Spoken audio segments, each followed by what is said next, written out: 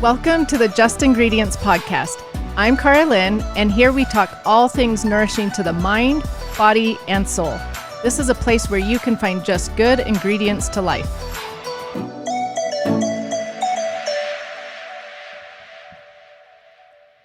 Looking for a toxic-free nail polish option for your kids? Paint those piggies with Piggy Paint Nail Polish, a premium brand trusted by parents and created by a mom. Piggy Paint is a water-based formula that dries hard and is free of all harsh, smelly chemicals. This non-toxic nail polish is kid-friendly, safe for all ages, and comes in a rainbow of 40 fun shades. Enjoy gift sets, scented options, accessories, and don't forget the nail art. All perfect gifts or stocking stuffers. Grab your Piggy Paint today with 20% off at www.piggypaint.com/justingredients or use code justingredients at checkout for the same offer, valid anytime. Candace Burch is a hormone health educator with a master's in health education and over 25 years of experience in the field. In 2017, she founded Your Hormone Balance as a one-on-one consulting practice and is now joined by her two daughters, Ryan and Jess, who have expanded Your Hormone Balance's reach to women around the world. Candace's background includes working as a health editor, writer, and investigative journalist in London, leading educational patient and provider initiatives for ZRT Hormone Laboratory, as well as spearheading Body and Balance, a hormone testing and rebalancing weight loss program at Metabolic Research Center. Jess Suchan is a board-certified holistic health coach who coaches her clients towards finding a life of bliss, free from fad diets, overexercising, and burnout. She believes that in order to change our habits, we must address the holistic picture and compassionately investigate how all areas of our lives are interconnected. When she discovered the power of food and lifestyle as medicine, she decided to become a health coach via the Institute for Integrative Nutrition and dedicated her time to helping others find that 2.0 version of themselves. Today, she coaches clients privately and works in partnership with Your Hormone Balance. Welcome to the show, everyone. I am really excited to have Candace and Jess here with me today. As you've heard from the bio, they are just a wealth of knowledge in the hormone topic.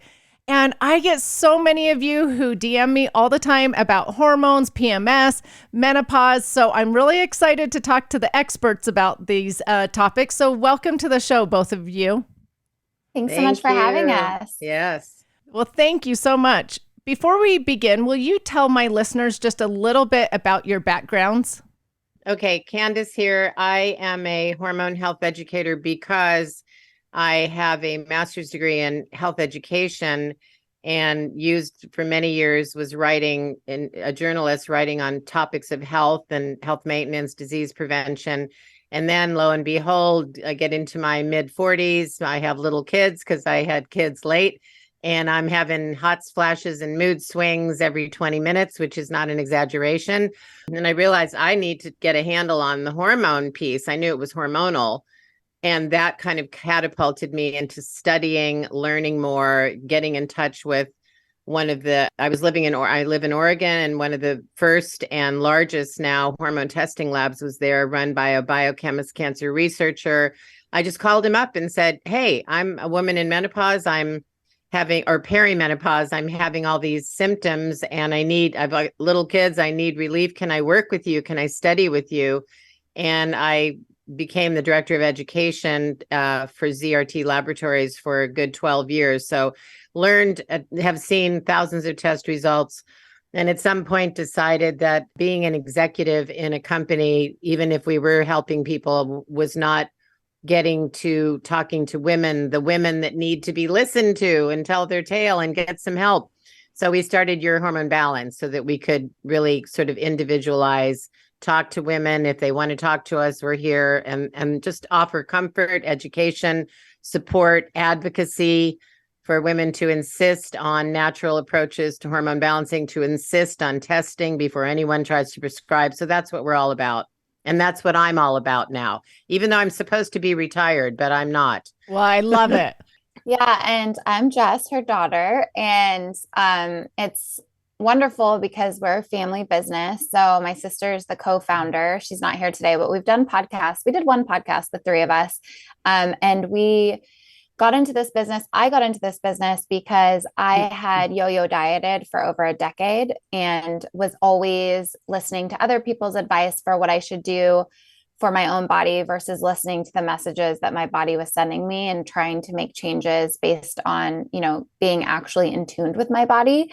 I was constantly trying different fad diets and wanting to be smaller and really just ignoring, how I felt and focusing more on how I wanted to look.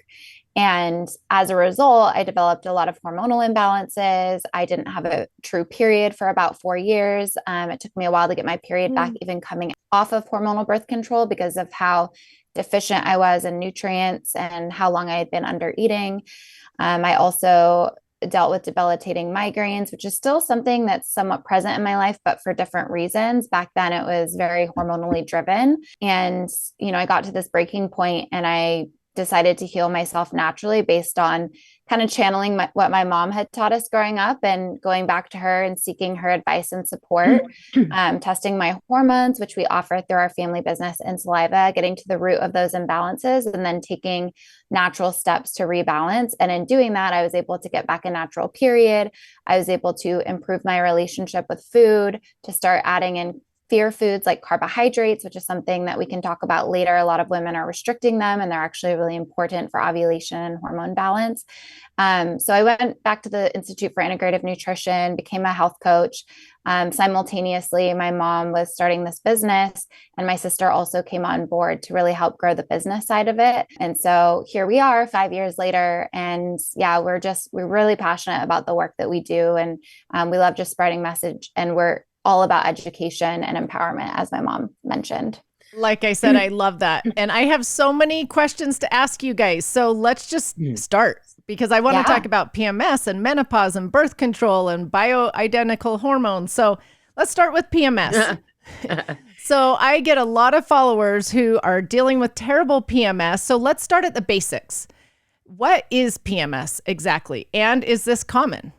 It's very common because right before the period, PMS being premenstrual syndrome, the hormones, the key master female hormones drop significantly right before our period. So if somebody has been sort of deficient to begin with in hormone production because of excess stress or overtraining or being on birth control, all the things that can shut down ovulation, which is where hormones are produced, that's a particular cause of PMS. But there's a backstory about it that I think is really interesting.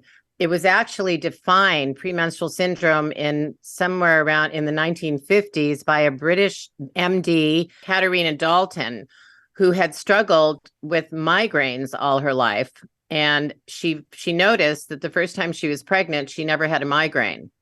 So she thought that was very interesting and started looking into the hormonal connection, started a clinic observing women. And she noticed that women on their cycles had all kinds of emotional changes and disruptions to their moods, that there was bloating and water retention and, a whole host of symptoms, cravings, et cetera, that seemed to be happening, coinciding with this premenstrual period. So she started doing more research and actually was the person that defined the term PMS, premenstrual syndrome, as a syndrome of up to 150 symptoms are associated with it that had to do with fluctuating hormones, dropping hormones right before your period. And it's kind of interesting because she became famous for this. She published the first paper on PMS, defined the term, and published a paper in the British Medical Journal introducing the term,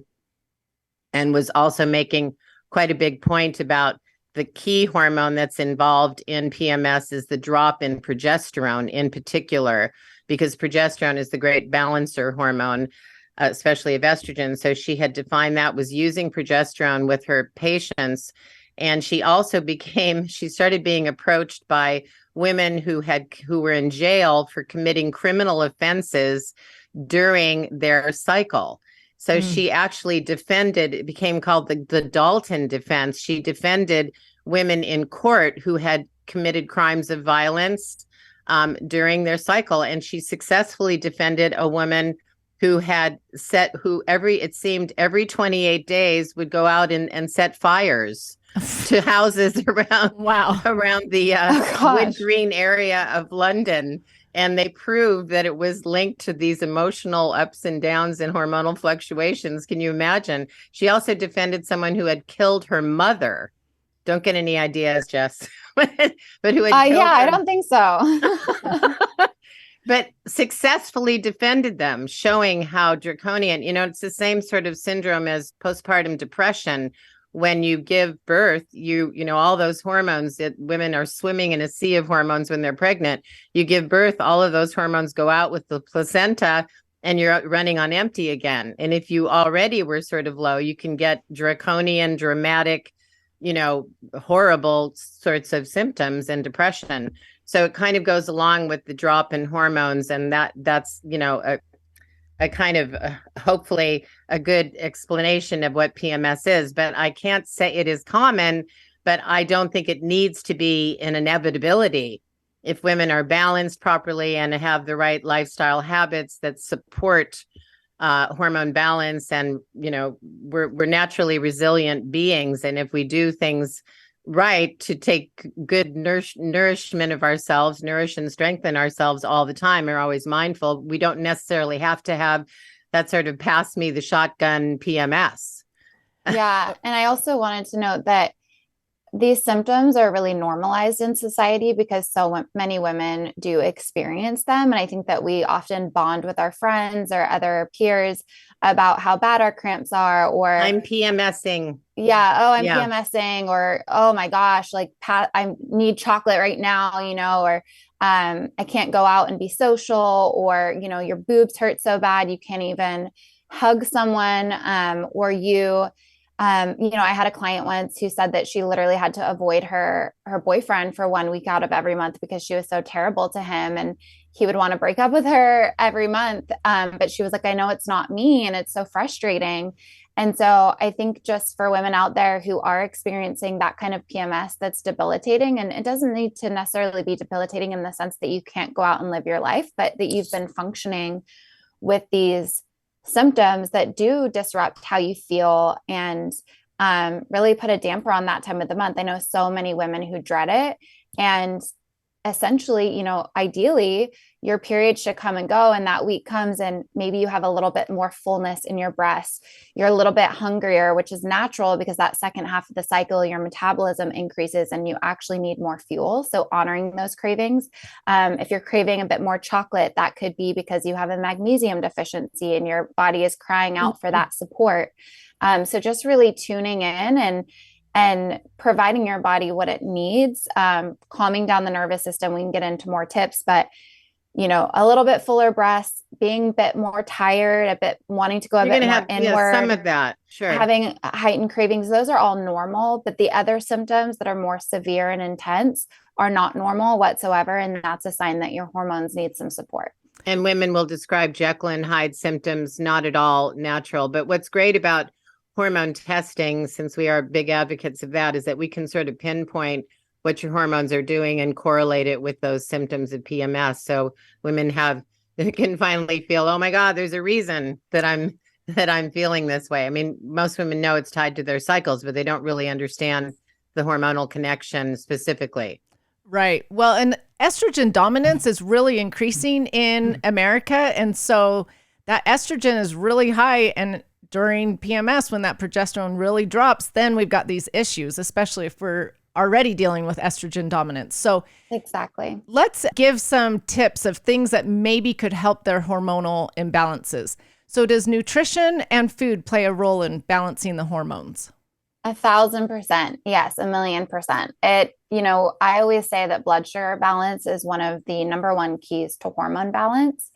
And a lot of people in general, but when we're talking about, women and PMS that work with us, that come to me, they explain their day in the life of what they're eating. And a lot of it is actually, really nutritious foods. And you can tell that they're really intentional about the choices that they're making. But when I hear what they're eating, a lot of times I can just tell that their blood sugar levels are imbalanced. They're experiencing hunger, fatigue, brain fog, heavy painful periods or bad PMS, heightened cravings, and just those, being shaky, weak, all of those signs, but it's making little tweaks. So what I always say is I have a formula called the Sexy Six formula, which helps you to build a hormone balancing, blood sugar balancing meal without restriction. And each of the 6 components is there to support your hormones. So it's not just for women of reproductive age, it's for people of all ages and stages of their life. And so the first component is protein. And that is a macronutrient that most women are unintentionally under eating, but it plays a huge role in our hormones because the amino acids are what our liver needs to properly break down and detoxify toxins and estrogen. So when we are estrogen dominant, we need to be excreting that excess estrogen. We want to use it and then lose it. Otherwise, it can recirculate and wreak havoc. So we need those amino acids from protein. We also need the satiating effects of protein. It's the most satiating macro. And then, of course, when it comes to weight loss, if you're losing weight and you're not eating enough protein, you will lose fat and you will lose muscle, which then slows down your metabolism. And as we age, we want to be maintaining our muscle mass because that's really important for graceful aging and as well as, keeping our testosterone levels within a good range. So protein is really important. Of course, the type matters, always going grass-fed, organic, wild-caught fish. And I usually recommend between 0.8 and 1 gram of protein per pound of body weight.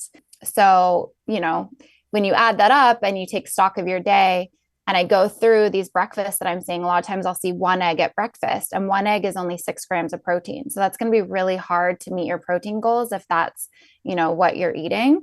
A lot of people won't eat any protein at all with meals. So just educating on protein types and how to sneak it in really approachable ways. And then, of course, fat, which is number 2, is cholesterol. And cholesterol is the backbone of all hormone production. If we're not eating enough fat, then we're not producing hormones in adequate amounts. We're also not fueling our brain. So we can feel brain fog. We can feel lethargic. We can struggle coming up with the words that we're trying to think of. And that it also helps us to burn fat as well. And it's extremely satiating. It's great for the skin. It's great for PMS, reducing that inflammation. So things like avocados, extra virgin olive oil, nuts and seeds. And then the next is whole food fiber. And fiber is incredibly important for sweeping excess estrogen out of the body, for just sweeping out those accumulated toxins, for keeping us fuller for longer. So many benefits of fiber for our hormones. And that's going to be things like artichokes, cruciferous vegetables, beans, legumes, whole grains, avocados. And then the fourth is nutrient-rich carbohydrates. Carbs get a bad rap, but they're incredibly important because especially if you're focusing on nutrient-rich variations like sweet potatoes, chickpeas, bananas, oats, steel cut oats, they're all going to come packed with fiber and other micronutrients. And people that eat low carb diets typically don't get a lot of fiber. And additionally, serotonin can be produced from from carbohydrates. So that can help boost our mood. And so I think they're really important, especially during the late luteal phase or for anyone that's dealing with, anxiety and mood swings, and just making sure that you're pairing it with that fat and protein. And then we want to get in fruit and veggie rainbow, which is the 5th category. That's just going to give you more vitamins and minerals.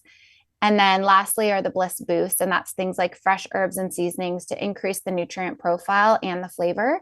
So, even salsa, sauerkraut for the gut is very much linked to hormones as well. So if you can incorporate each of these things at every meal, it becomes less about, I need to eat, track calories or macros, which you can do too. And it can support you in making sure that you're getting the right nutrients if you're doing that. But it becomes more of a checklist when you're creating a meal. And within my little free PDF, which you can download. We can put it in the show notes. It has portion size support. So, how many servings per meal, but nutrition plays a huge role. And that really covers it all. I would say like the basics, at least for people.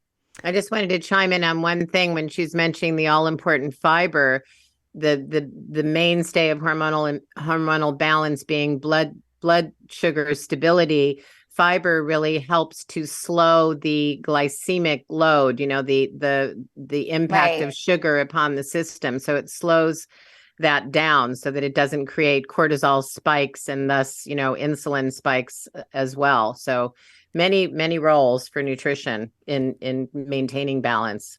I love everything that you just said about things that we should incorporate in each meal. I have a question for you. Why do you think women's blood sugar levels are so unbalanced? Is it eating just a carb without a protein and a fat? Is it the stress that's causing it? And so the cortisol, what do you think it is? Yes, I think it's all those things. So, number one, I think it's not pairing your macronutrients effectively and the proper amounts. And so just not knowing how to combine, like we talked about. I think the naked carbs, I always say dress up your naked carbs. So eating a carbohydrate by itself, like a piece of toast with jam, is going to spike your blood sugar levels much more rapidly than if you were to take that piece of toast and put some grass-fed butter on it, and maybe add some avocado and an egg. That way you're still getting that toast. You're not having to restrict that carbohydrate, but you're slowing down digestion and the amount of time that it takes to, absorb those nutrients. And that way your blood sugar levels are more stabilized. Another thing is, a lot of women, unfortunately, still really feel the need to fit the mold of, what society says we should look like. And so constantly seeking out different diets and wanting to be smaller. And so we see a lot of under eating. A lot of women still eating around 1,200 calories to 1,500 calories, which is just not enough. And that can create blood sugar imbalances. And then, if you're dealing with a lot of stress in your life, that also has a direct impact on your blood sugar. So I think it's the abundance of stress. It's the desire to lose weight and be looking for those quick fix diets. And then it's just not understanding how to effectively combine your foods to give you the most bang for your buck and actually make you feel really satiated, energized. You may feel like you're eating more, and that could be uncomfortable at first. But typically, when you add these 6 things to your meals, because you're more satiated, you find yourself not being as hungry, 2 hours later, or constantly thinking about food. And the next time you look up, you're like, oh, it's already time for lunch. I wasn't even thinking about food. So it can improve your relationship with food, improve your cravings, improve your energy, and give you the nutrients that you need to support your hormones. I'm really glad you said all of that, because I know a lot of women, it's very common for a lot of women to eat between 1,200 and 1,500 calories. And a lot of those women then end up with hormonal issues. And so is that the range that you tell people that they're under eating, if they're eating in that range? Or what is under eating? Or how does someone know if they are under eating? Yeah, that's a good question. So of course, it's going to be dependent on the person. Everybody, different heights and weights and needs, depending on, how your energy expenditure for the day. So people's, maintenance calories are going to look different based on how active they are, based on their height, their weight, different factors. So it's hard to say exactly what that looks like. But I would say for most women, anything under 1,500 calories, I would consider to be under eating. And for most women that I work with, typically they're needing, to maintain their weight and to feel good and to be able to rebalance their hormones and improve their PMS. Most women need upwards of, 1,100 calories minimum to, 2,000 and beyond. And I know that can be scary because a lot of women aren't eating that much, but really how I find it out if someone is under eating is by walking through a day in the life with them and asking them how they're feeling. What are your energy levels like? How often are you thinking about food? What is your sleep like? Are you always cold? Like asking these questions to determine. And the other thing too is how long have you been dieting for? And are you even seeing results from these low calories? Because a lot of times their body is metabolically adapting to those low calorie ranges. And so they keep trying to push it lower because they're no longer losing weight on 1,300 calories and they're trying to go to 12 and 11. And then that's down regulating essential hormones like your thyroid, which plays a huge role in your metabolism. And when you're under eating in that way, other signs that we're looking for, are you having regular periods? If their periods are irregular or completely missing, that's a huge sign that they're under eating, because under eating is a stress on the body, and stress can cause us to skip ovulation, and then we're not producing progesterone, and then we become low progesterone or estrogen dominant. And so a lot of it is just really analyzing sort of their current lifestyle, their habits, their cycle, and helping them to gradually increase their calories in a way that feels comfortable for them, so that it's not like a 0 to 60, but marking along with that these other biomarkers of, okay, instead of just focusing on getting on the scale and worrying that you're maybe putting on a pound or two, let's focus on how you're sleeping. Are you noticing an improvement in your PMS? Are your moods better? Do you find that you have less cravings? So yeah, it's a large conversation, but those are some of the things that we look for. And I think it should be mentioned, there's so much to say, and Jessie just said about all of it, but it's important to understand also that under eating or restrictive eating is a stressor upon the system.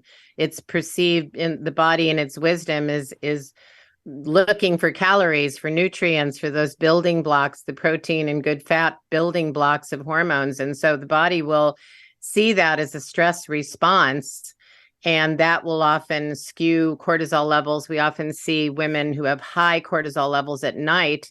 There are other reasons around that, but a high cortisol at night is indicative of disruption of appetite hormones, because they travel along the same circadian rhythms, the sleep-wake cycle. So if cortisol is high at night, then we see disruptions in those appetite hormones, ghrelin and leptin, where the hunger hormone ghrelin increases.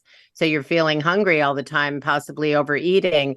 Leptin decreases, so you don't get the satiety hormone, you don't get that sense of fullness. So if you're one of those people that's not, you're never feeling full, you're always feeling hungry, you don't know why, you've got cravings, probably it goes back to actually the under eating. And bottom line, the body in its wisdom trying to take care of you and fuel you, that's the adrenals for sure, trying to fuel the brain, fuel the body. They're going to hang on to whatever fat you have. And the fat that you're going to have, if you're restricting and you're under stress because of it, is going to be right around your waist, the kind you hate the most, belly fat.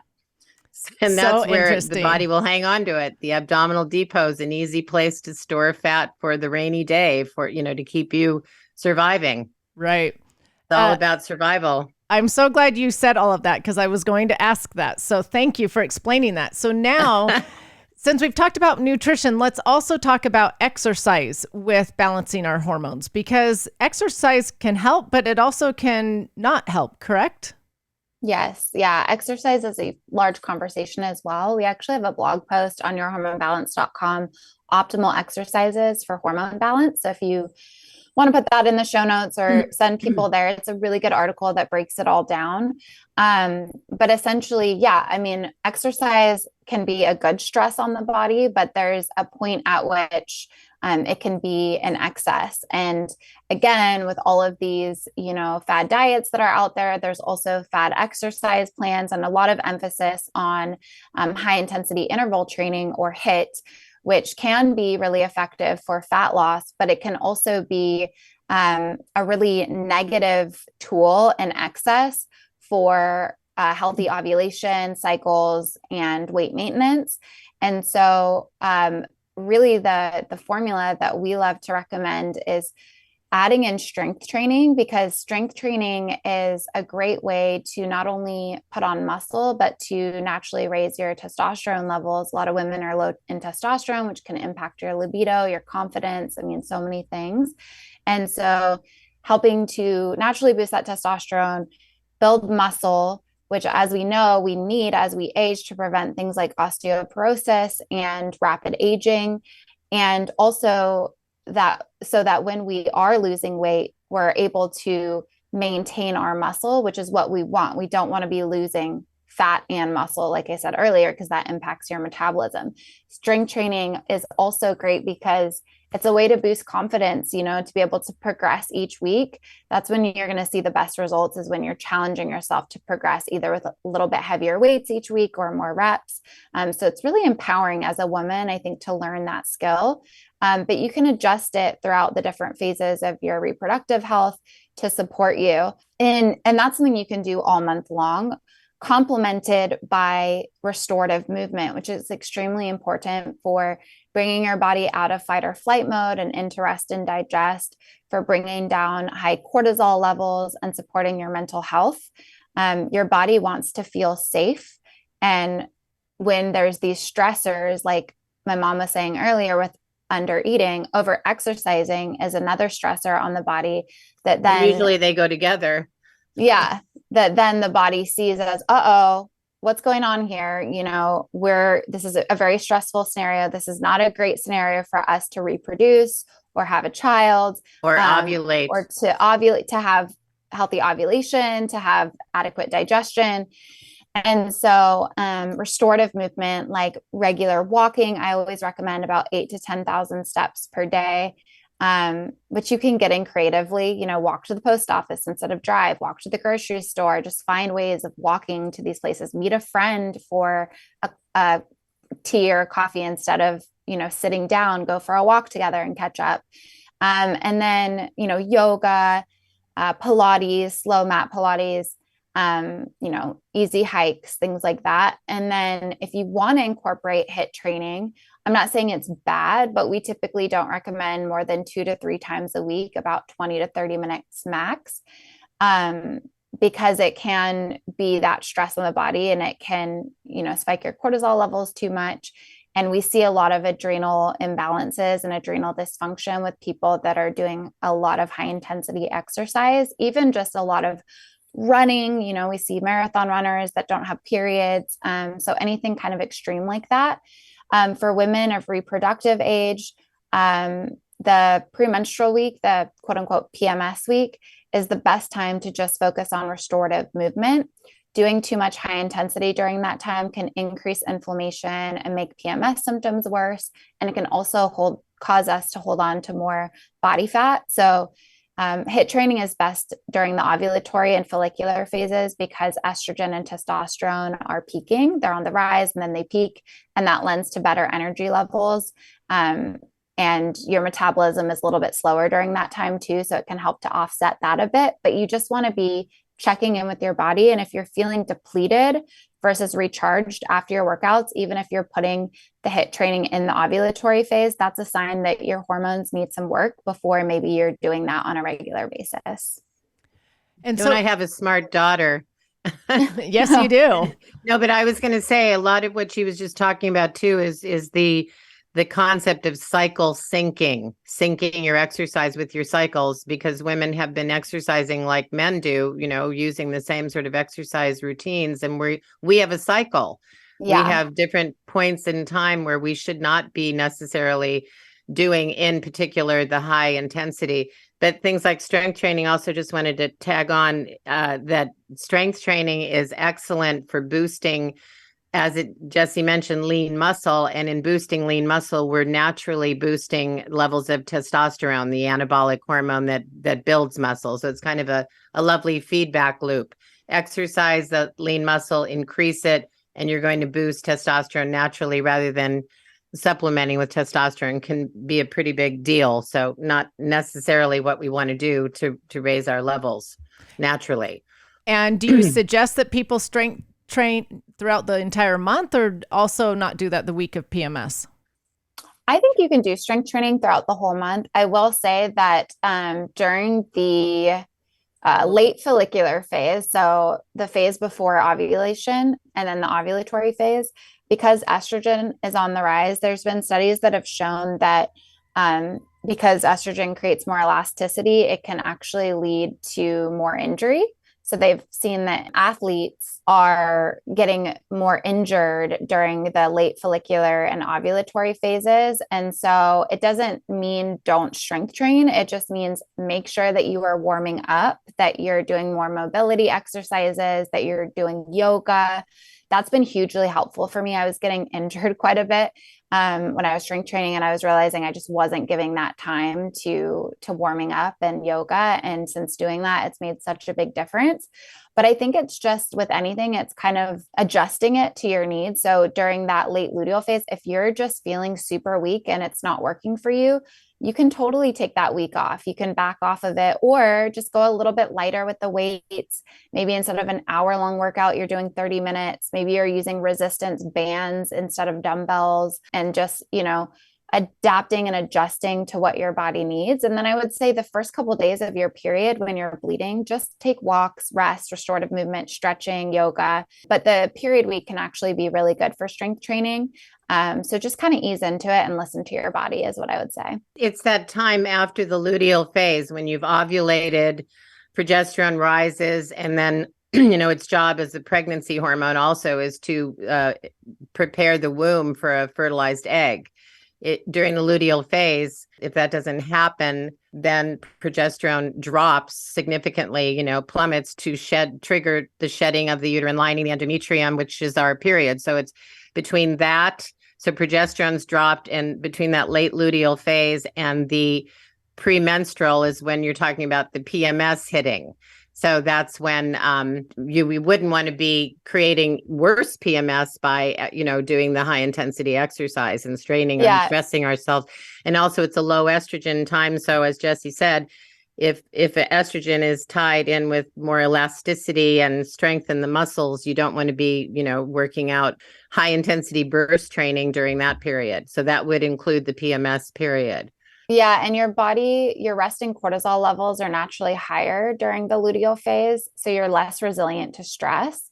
So because exercise is a stress on the body, when you'd be able to handle it during that first half of your cycle, when resting cortisol levels are naturally lower during this phase, because they're higher, it's taking stock of the stressors in your life. So you won't be able to handle as well too much caffeine or alcohol or sugar or lack of sleep. All of those things are really going to impact you a lot more during that phase. So that's where, switching your coffee for, I make superfood latte mixes, something like that can really support you, dialing back on the alcohol, finding swaps for that chocolate that you're craving, finding like a real raw cacao dark chocolate or something like that, but just taking stock of your stressors. And when you can lower them all, including over-exercising and under-eating, that's going to be the best support for your hormones. And by the way, her latte mixes are totally, absolutely delicious. Amazing. Oh, good to know. Pumpkin spice latte. Nice. Sounds delicious. Okay, I'm just thinking, will you give like a 1-minute recap of what all the different 4 cycles are? Because my daughter, she'll tell me, she's only 16, but she'll tell me like, I can't remember their names and I can't remember what order they go in. So let's just give a little recap since we've mentioned most of, or all of them. Yes, totally. So phase 1 is the menstrual phase, and that's your bleed week. So that's going to last, depending on the female, anywhere from 3 to 7 days. And then once you're done bleeding, the first day of not bleeding, you enter into the follicular phase. And that one's going to be about 7 to 10 days, depending on the female. And that's when your estrogen and your testosterone start to rise. And then the estrogen is growing the egg and the follicle, thus the follicular phase. Yeah. Yep. And then ovulation is the release of that egg to potentially meet up with sperm and to become pregnant. But we all have that, ovulatory phase if we're ovulating. And that's going to be about 3 to 6 days. And that's your fertile phase. Those are the only days of the month that you can actually get pregnant. So I know that there's still a big misconception. A lot of people think that you can get pregnant any day of the month. You cannot. It's the up to 5 days sperm can survive inside of you via peak cervical fluid. And then the 1 day of ovulation, which is up to 24 hours. So that's the ovulatory phase. And then after we ovulate, our temperature increases by about 0.5 to 1 degree because progesterone is produced, and progesterone is a thermogenic warming hormone. And then we are in the luteal phase, and that's the longest phase. It's about 10 to 14 days.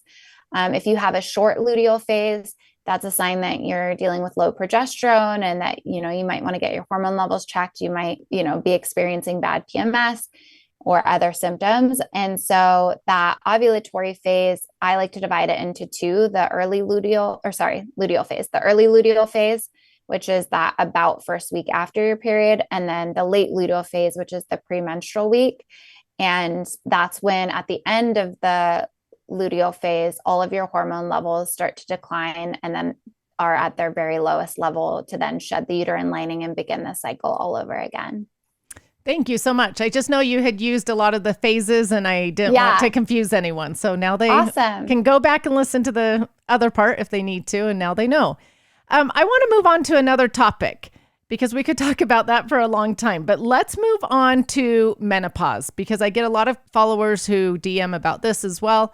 And let's talk about premenopause first. And is that the same thing as perimenopause? How does someone know if they are in perimenopause? Actually, let's just start with what is perimenopause. Well, perimenopause is defined as, first of all, peri means nearing or near.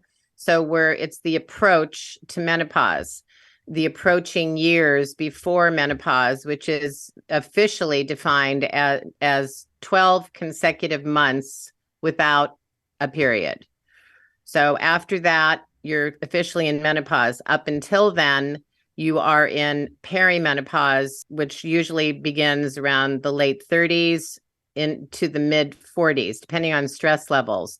And perimenopause, so that can last 8 to 10 years leading up to the menopause. And that is really characterized by fluctuating levels of hormones, so that what's happening is ovulation is becoming more erratic in the lead up to menopause. And that is dependent on all the things Jess was just talking about. What's your nutrition like? What's your sleep like? What are your stress loads? How much are you exercising? All of these stressors, which aren't necessarily, they're only bad in excess or when we're overdoing it, overbooked, overcommitted, all of that.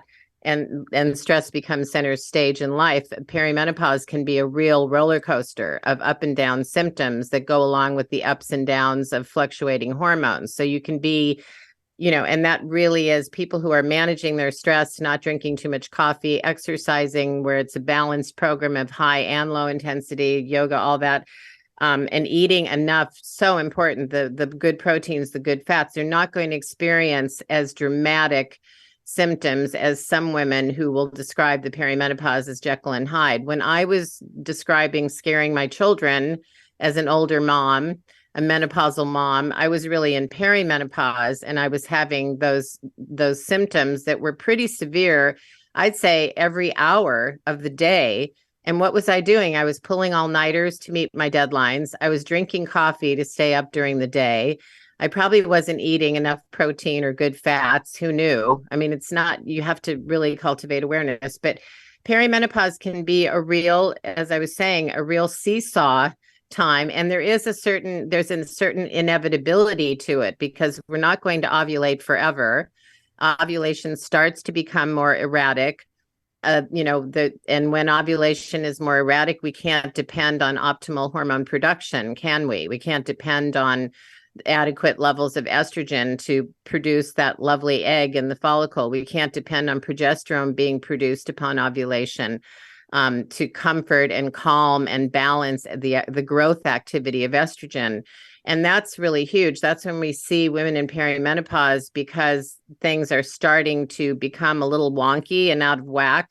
We need to take tender, loving care of ourselves during that time, so that disruption of ovulation isn't quite as severe, so that we can still ovulate and make some hormone. There's something called luteal insufficiency, where we may ovulate, but we don't make enough progesterone to keep the balance. So symptoms can become worse. And that's where all of these things we were just talking about are so important to ensure that we kind of have a good perimenopause. It doesn't have to be something that we dread and that becomes a Jekyll and Hyde thing. But what's common to that period in our reproductive life is that this is when women are in, the shank of their performing, they may be high performing women in careers, they're entrepreneurs, they have children, they have aging parents, the sandwich generation. You may be in between all kinds of expectations and pressures I talked to a woman recently who was a high school principal and has two children. And it was incredible the kind of stress that she was dealing with in her early 40s. And her symptoms were all over the map. Her hormone levels were all over the map. Certainly her progesterone was low and her estrogen high. And she was, a classic case of perimenopause. And a lot of these women are not managing things well.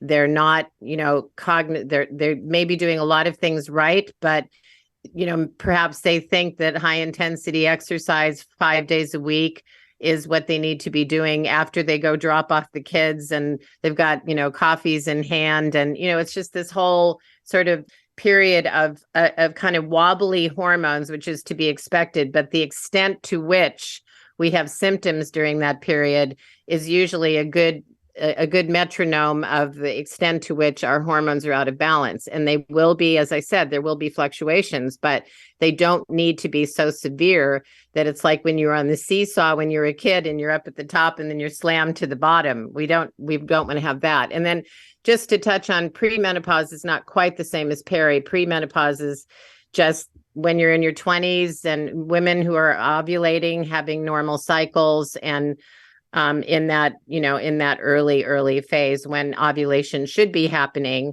when hormones should be being produced in adequate amounts. But I have to say that when I see test levels of many premenopausal women in their 20s and 30s, given the amount of stress they have, the younger generation thinking they can work all night, be on their computer before bed, get up at 4:30 in the morning to get their workout in, and then they're commuting to some high-powered job, working 12 hours a day, and God knows how long, not eating, skipping breakfast, eating lunch at their computer, or not eating at all, eating on the go, not digesting, absorbing nutrients. These women often have the same symptoms as the women in menopause. They're having hot flashes and night sweats. They have horrible PMS. And especially women who have been on birth control since they were 15 years old, which is the default for the acne, the heavy periods, the painful periods, so many things that women are automatically put on birth control for, when really what we're looking at is a hormonal imbalance. And the birth control simply shuts down, the pill anyway, for the most part, shuts down ovulation. The IUD doesn't work necessarily the same way, but it's still a disruption of hormone levels. And women in premenopause, though they are far, far away from the official menopause at 50, 51 years old, can still suffer many of the same symptoms. I'm glad you told the difference, because a lot of people will say premenopause when they mean perimenopause. So I'm glad you made that distinction. But now in menopause, are they still having the same hormonal imbalances as perimenopause, or really those hormonal imbalances and the mood swings are during perimenopause? Well, they're more severe when the hormones are fluctuating wildly, and they can be fluctuating wildly, or, you can have, and they are exacerbated by poor lifestyle habits and too much stress. As we get into menopause, we're not ovulating. So we're in a state of deficiency and excess. And I should have mentioned that with perimenopause, when these hormones are fluctuating, you're talking about ups, highs of estrogen and lows of estrogen. Progesterone may be low and high. Testosterone, they're all wobbly. As we get into menopause, we know that these hormones are going to lower significantly, but menopause is often equated with estrogen deficiency, and it's not always about estrogen deficiency. Yes, estrogen is going to drop by like 40 to 50% when we enter menopause, because we're not making much. But the point is, the environment is loaded with estrogens in every conceivable way. We are exposed to estrogens in our foods. Hopefully, as Jessie mentioned, you want to be eating grass-fed, organic. You want the labels to say these animals were raised without hormones or no artificial hormones, because factory manufactured meat and dairy is often injected with hormones. And what are those hormones? Generally, they are estrogen, because estrogen is a growth hormone. So we want to grow those cows fat faster, right? Right. And so we get a load of, and plus dairy and beef cattle, dairy cattle especially, are kept pregnant all the time so that they can be producing milk constantly. So there's a lot of natural estrogens in dairy products that may not be injected, but are just naturally produced by the animal. So that sort of thing can provide excess estrogens. And we often, and also exposure to estrogens that are in all kinds of things, from heavy metals to, the cadmium in our eyeshadow, the parabens in some of these creams, the phthalates, the plastic softeners. All of these things act as what we call endocrine disruptors, parabens, PFAs, the forever chemicals that are in, the Scotch Guard. I read a study that they had seen 100% of stain-resistant clothing for school uniforms was loaded with PFAs, all the school uniforms. So we're constantly being exposed to chemicals, the fragrances that we use in our environment, and they act as estrogens. They go into the system and we call them endocrine disruptors. We also call them estrogen mimickers. An estrogen that comes from a chemical form can actually find its way to the receptor site, the estrogen receptor site, which is, if you think of like a helicopter landing pad or a docking site, all hormones find their particular specific receptor site where they dock, where they bind, and then open the door to the cell and start flipping on the machinery to run the cellular machinery of governing our emotional, physical, mental functions. Hormones really rule. And so hormones have to dock on that receptor site. But if you get a chemical hormone docking on that receptor site, it's so potent, so much more potent than the naturally occurring hormone, that it will take over. It's like, somebody came into your house and pushed you off the couch and took your place, and then stayed there forever, and you can't get rid of them because the hormonal. So it'll reject and eject the naturally occurring hormone and then just sit there, occupy the cell and overstimulate it and create an estrogen dominance. And so that I often see in menopausal women, when you would think they were estrogen deficient, often they're estrogen dominant because we're not ovulating, so we're not making any progesterone. Progesterone plummets to nearly zero in menopause. And it's plummeting big time leading up to menopause and perimenopause too.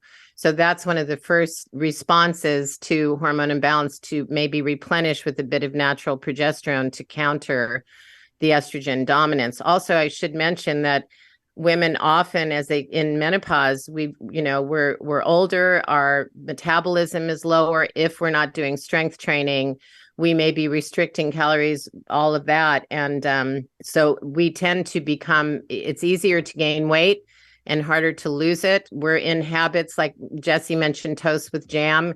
Guilty. I don't feel hungry in the morning now, but I'm trying to get more protein in earlier in the morning. But that sort of dieting does not help the situation, and women can't lose weight. And those fat cells are little estrogen manufacturing suppliers. The fat cell has aromatase, which is an enzyme that within fat cells will actually steal testosterone from the system to make estrogen. So testosterone is converted in fat cells via aromatase activity into estrogen. So that's going on during menopause. So contrary to the idea that, everybody's estrogen deficient in menopause, I beg to differ. We see it in test results. Some women may be very high in estrogen. Some women may have their estrogen within range, but their progesterone is so darn low that they're still estrogen dominant because the relative ratio is off. Okay, I'm glad you explained all of that. And it's really unfortunate of all the endocrine disruptors out there because it's incredible. And I talk a lot about that on my platform because they're messing with so many women. But I want to ask you really quick about bioidentical hormones because you talked about natural progesterone. So when you're talking about natural progesterone, that's what you're talking about is bioidentical hormones, correct? Always. Bioidenticals have been available for 30 years, and European women have been using them for decades. But in this country, it's been all about HRT, synthetic hormones that were promoted in the 60s by a doctor who went around the country. What was his first name? Robert Wilson, who wrote the book Feminine Forever. He wrote it in the 60s. He was promoted by Wyeth Arist Laboratories that created a synthetic estrogen for women. And he went around lecturing and saying, women, if you want to remain female and not be a pain in the arse to your husband when he comes home and not, sort of wither into a wrinkled old crone, you're going to need estrogen. Now, mind you, we do need estrogen. We need these hormones. They have functions to perform. It's not just about the lack of being hot flashes and night sweats. A lack of these hormones in proper amounts is going to lead to lack of bone density, loss of lean muscle, drying skin, drying tissues, all kinds of bone loss, etc. So we need hormones, but we don't want synthetic hormones because they have a different molecular structure, which does not fit perfectly into that receptor site I'm talking about. And if that molecular structure doesn't fit, then it starts to create the kind of havoc that I was describing. Bioidenticals have been around for a long time, but because they're derived from natural substances, they can't be patented.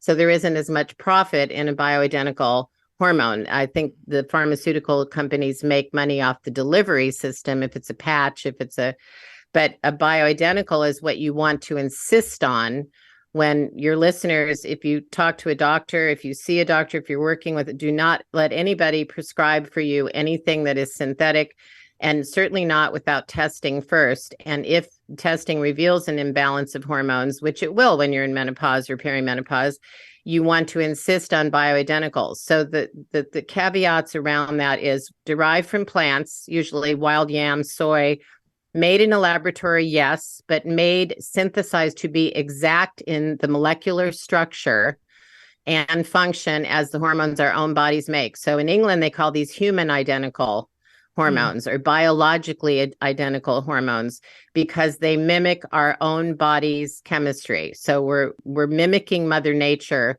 by using a bioidentical hormone, and we're using it in Goldilocks doses, meaning the least amount for the most effect. We are only trying to top up or replenish the amount that our bodies would make naturally. And I often say to women, some women will say to me, but I'm in menopause, I'm getting older, shouldn't I be low in hormones? And isn't that what's supposed to happen? But that isn't what happens really. You see all kinds of imbalances of, the estrogen being high, the cortisols being high. And really, we didn't live past 50 100 years ago. Now we're living to be 85, 90. My mother passed at 92. I'm going to probably live into my 90s. I can't be running on empty. Right. So I do replenish with bioidentical hormones in small doses, and topical creams can be used at night in a very, like in a calibrated dose that is just the right, not too much, not too little, just right, and can help to alleviate all kinds of symptoms and also protect women, especially older women who are running on empty or who have these, highs and lows going on in perimenopause. This replenishment can even things out, protect our heart health, our blood vessel health, our bone health, our brain health, our breast health. It's really important to get it right.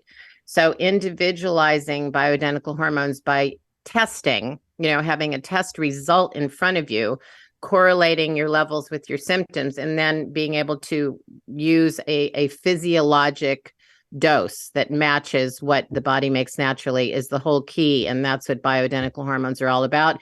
And, since I started getting into this field, I was in this when the whole Women's Health Initiative came out, showing the huge risks of synthetic hormones to heart health, to bone health, to breast health. And some of the data was pretty stunning because when you eliminated the data from those who had dropped out of the study, the numbers got much higher. Like if there was a 26% increase of breast cancer in women using synthetic hormones, and by the way, breast cancer levels went up in tandem with the use of these synthetics, estrogens, and progestin, which is a very nasty formulation of progesterone, a far cry from the real thing. But these levels that we saw in women using HRT, synthetic hormones, and thank God we finally got that study in 2003, But whereas the data would show 26% increase in breast cancer, when you confine the data to those who remained in the study, it was 51% increase in breast cancer, and so on. It's crazy to me because doctors... When we have a better choice, why not go for it? Right? And insist on it. But doctors still prescribe the synthetics all the time. I think it should be banned. Yeah, it should be banned. We have the availability of plant, and there's not...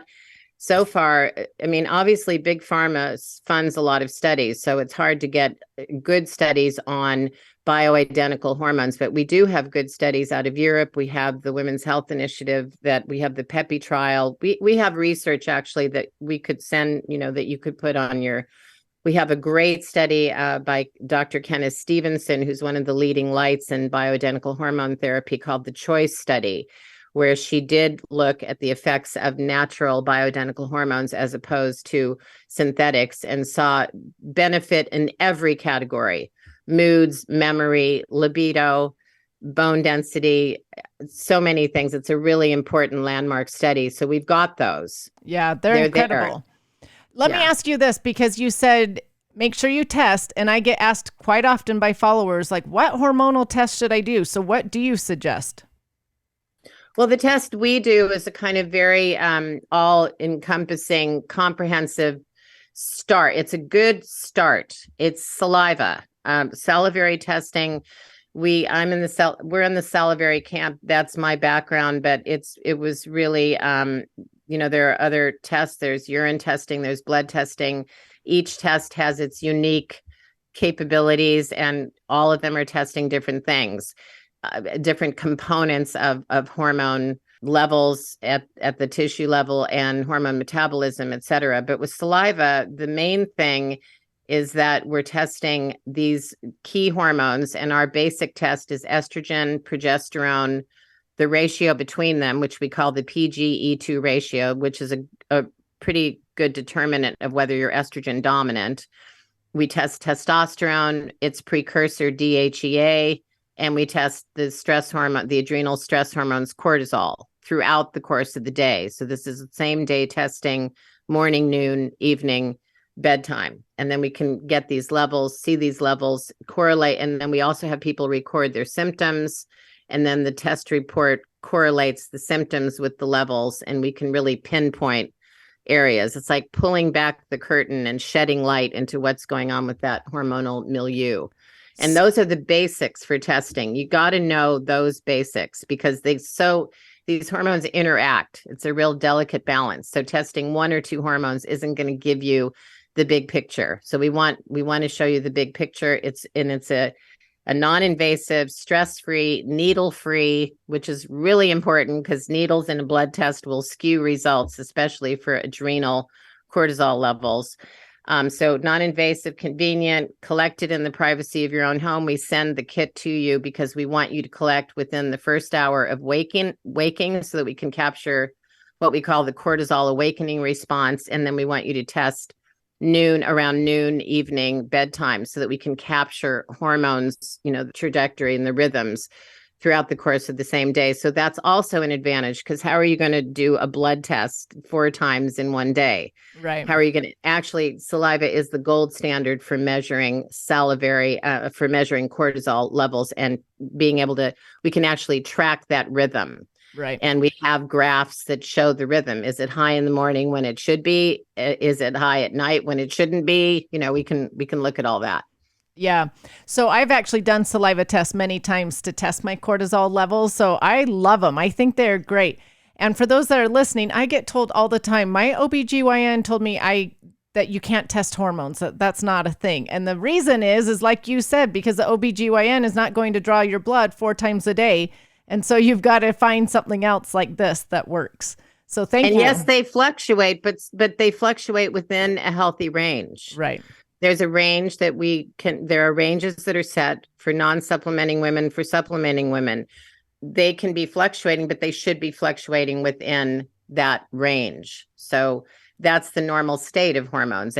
All day long, they're fluctuating. Right. That's not a surprise. Okay. One last question as we wrap up here. For those bioidentical hormones, do you suggest those for only people in perimenopause and menopause, or also those that are in their 20s or it just depends? Well, if somebody let's say someone's been on birth control, like Jessie. So she'd been on birth control for a long time. She told you she lost her period for 4 years. She was in her late 20s. She started using, she's much more into the lifestyle, the nutrition, all of those things you've talked about, Jess. But she also used some progesterone because we tested, of course. Her progesterone was really low. The ratio between her progesterone and estrogen was low. So she used younger women can use some progesterone for a while as a loading dose, or Vitex chasteberry is an herb that can often help to raise progesterone level, naturally occurring progesterone levels. It takes a lot longer, but some women want to go the herbal route. But natural bioidentical progesterone is so benign. It's not a growth hormone. And I mean, the worst that can happen if you use too much, and that can happen because women feel so much better with progesterone, they often slather it on. But we're talking about one little dose at bedtime, because it helps you sleep incredibly well. During younger women, it's got to be during the luteal phase of your cycle that you're using it. So you're certainly not using it all month. You're just trying to replenish that if your levels are way too low during the luteal phase. And Right. then women in perimenopause can use it. Usually their periods are irregular, so they may use it 2 weeks on, 2 weeks off of the month. And then menopausal women need to use hormones, usually estrogen and progesterone together, never on its own. And estrogen should never be taken unopposed or on. It has to be paired with progesterone. That makes sense. We also, with how our business works too, we also do a build your own package. So if you want to start with testing, you can add on a custom rebalancing guide. So that way, once you get your results in, you'll get customized insights and recommendations based on your unique results when it comes to nutrition, movement, lifestyle, and supplementation. And then you can add on a coaching call with one of us to support you in understanding your results even more. But also, my role really is in helping people break down all the information and understand where to get started in a really realistic way that works for their lifestyle. And so oftentimes we're evaluating the supplements that we are recommending and seeing what might be the best for you to start with. And it's not always progesterone. It can depend on the individual, but it can be really beneficial. But we really like that customization of it and working one-on-one, because that allows us to dig a little bit deeper. And then of course we always do say, if you're starting anything new, always run it by your doctor. But we're all about providing that education, that accountability, and that support, because it has to be all of the things. It can't just be supplementation. It has to be nutrition, gut health, lifestyle, mindset too. Yeah. If you can rub on all the hormone you want, but if you're not sleeping at night and on your computer and smoking and drinking and drinking too much caffeine, et cetera, it's not going to work. But I wanted to mention bioidentical hormones, particularly progesterone, because it's so benign. It's been available over the counter for many years. And there are some very high grade formulations. We suggest one of them. Everything we suggest is natural and can be, we vet these things, and then we suggest and provide links to these things that can be gotten without a prescription. Some women need to be, and ideally could be, working with a doctor in their community, but not everybody has access to a functional medicine doctor or a nutrition coach or someone that can really help them with this. As you started to say, Carolyn, at the beginning of this, so many women don't understand these things that we're talking about, and they have no one to talk to. Right. So that's why we're here. We're here to provide the education, to help you understand test results if you have them, to help you understand what would be best to do going forward so that you can feel better. Because a lot of people don't remember how good they used to feel or how much better they could be feeling. They've gotten used to their symptoms, That is so true. So true. Will you tell my listeners where they can find you? Yeah, so you can find us at yourhormonebalance.com. I'm at Body Bliss by Jess, and that's on Instagram. And then we're at Your Hormone Balance on Instagram. We definitely recommend that your listeners go to our website and take our symptom quiz, which is at the top of our website. That's a really great quiz that they can take to kind of fill in symptoms that they're experiencing and get a sense for whether or not that might be related to a hormonal imbalance. And then when they get the results, they'll get some really awesome resources. as well. So they can definitely find us there. If you want, we can also provide a discount code off of our services. Oh, that would for be your listeners. That would be great. I know a lot of listeners are dealing with hormonal issues, and I know you guys will be a great resource to them because they're constantly saying like, I don't have a naturopath near me, or I don't know where to turn to for testing. And so that's why we're here. Yeah, you guys will be a great resource for me to share with them, and they'll really love everything that you guys educate on and help with. So thank you so much for being here today and sharing all of this. I always close my podcasts with asking my guests what they have found to be the best ingredient in life. What would you both say it is?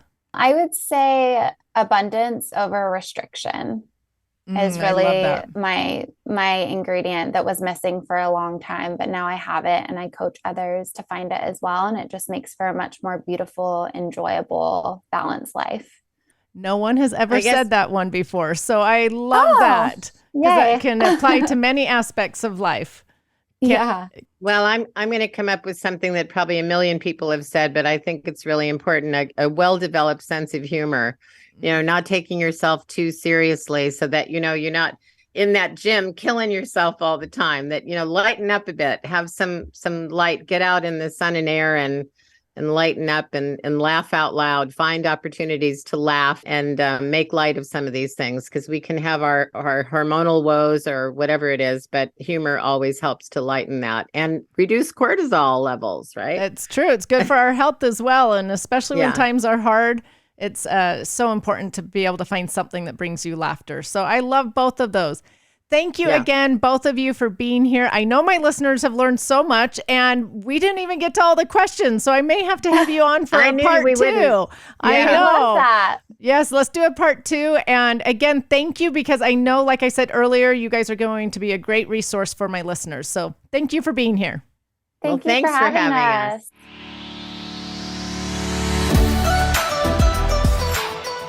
Thank you so much for listening. Remember to subscribe to the Just Ingredients podcast to learn more about your health and good ingredients to life.